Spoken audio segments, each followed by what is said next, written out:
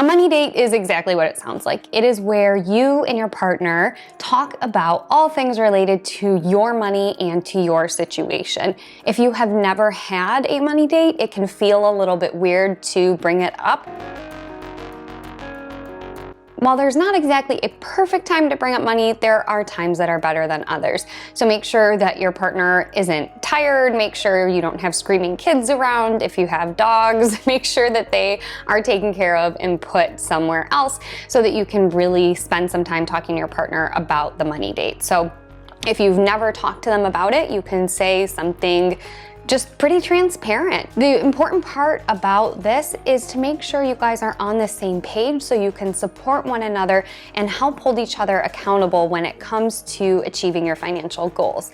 So once you have carved out time for a money date, I'm going to give you the things you need to do during that date to make it really successful. Step one is to take a step back. Before diving into what issues are going on in the here and now, it can be really helpful to learn about your partner's past. How did they talk about money growing up? What was their first job? Did their siblings steal their allowance all the time? Did their mom make them give 10% of their babysitting money to charity? What were some of the things that they had going on in terms of those first lessons when they were kids? Some financial psychology research says that about around the age of 8 is when we really cement our beliefs around money. So it's really important to go back into your childhoods and just to learn a little bit more about your partner and how they did or didn't do money growing up. So that's number one, is going back. Number two is mind your always and nevers. If you've ever been to couples therapy or therapy in general, we often talk about the importance of not talking in absolutes. So not saying things like, you always order takeout or you never let me go shopping. Those things immediately put the other person on the defense to either defend themselves or to prove you wrong, and that sets both of you guys up to be in a tough spot. So rather than saying things like always and never, try often or sometimes or recently, anything that's a little bit less absolute, and that should help you and your partner get off on the same foot. Number three is to make sure you know what your partner's dreams are in terms of your financial goals. Oftentimes when I sit down with couples, I ask them to think about where they want to be financially in 1 year, in 5 years, in 10 years. We can do this exercise together, but I often find it's really helpful for each person to do it separately. So to write down a couple of goals for each of those years. And then in the session, we can come together and talk about it to see how close or far apart those goals are.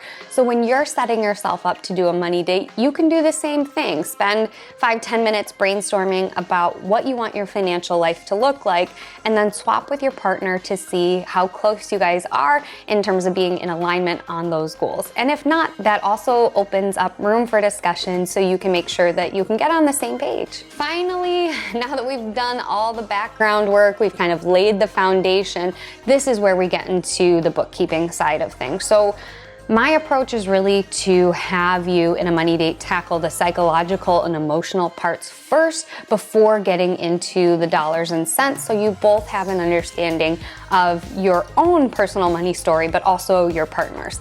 So once you're in this step number 4, you just want to track your money. You want to track what's coming in and what's going out. Nowadays, it's so easy to plug your information into an app or even look at your bank. Oftentimes they will list out where you've spent things and categorize them for you. This is so important. And it's one of the things that many people resist. They say things like, well, I already kind of know what I'm spending my money on.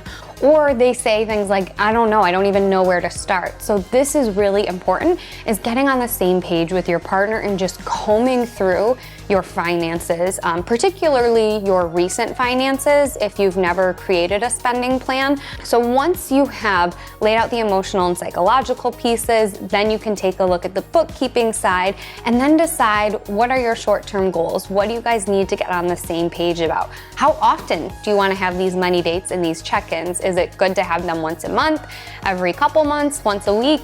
You guys have to decide. But opening up the space for this dialogue is so important when it comes to being a part of a couple and making sure that you are managing your money in a way that is healthy for you and for your relationship. If you have questions about how to go about creating maybe accounts so that you can save towards your goals, I have a video on why I love multiple savings accounts that I will link above here. You can go ahead and check that out. I'll see you in the next video.